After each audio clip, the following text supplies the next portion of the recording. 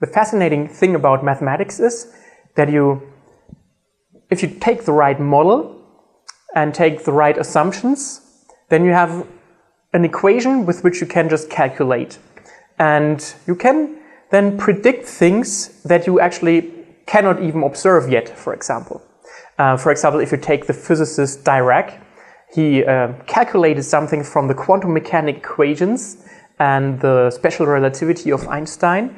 He put the equations together and he found out that actually there must be anti-electrons, so antimatter. No one knew at that time that there should be antimatter at all. But he said, actually, when I solved this equation, I think there should be antimatter.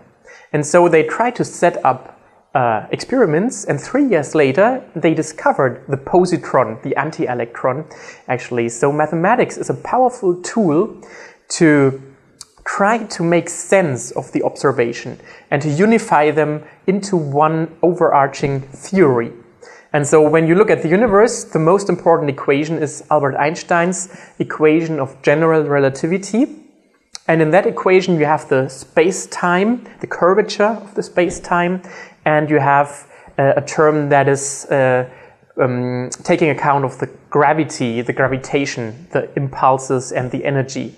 And so what we see is that mass, gravity, changes the curvature of space and time.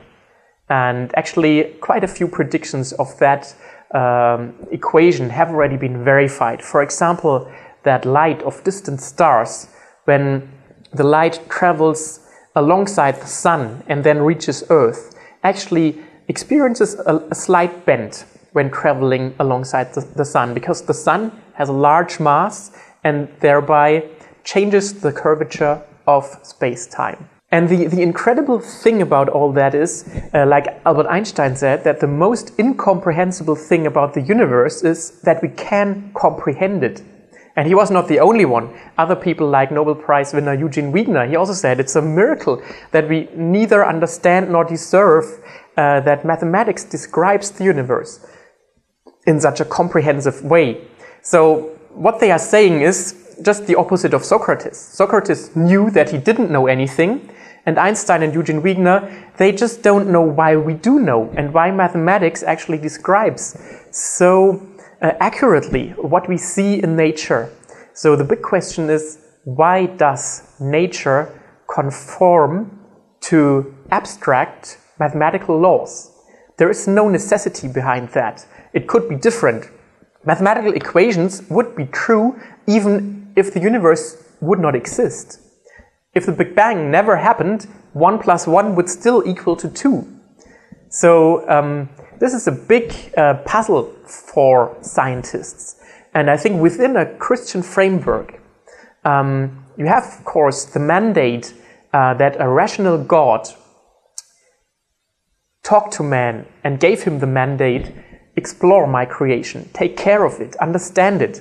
Like Adam, he had to name the animals and so on. So take care of that. Understand the stars, yeah, because they are given to you to understand the times and when which feast takes place and so on. So we should understand nature. And if you believe that man is created in the image of God, so then he should also have rational capacities to understand the language by which God has created his universe. And it seems, to a certain part at least, to be a mathematical language which we can then apply to understand the universe, even though we have never traveled beyond the moon.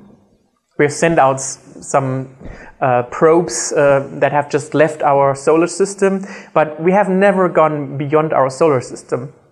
And but we know things about galaxies that are 2 billion years away from us and even 12 billion years away from us. That's just amazing.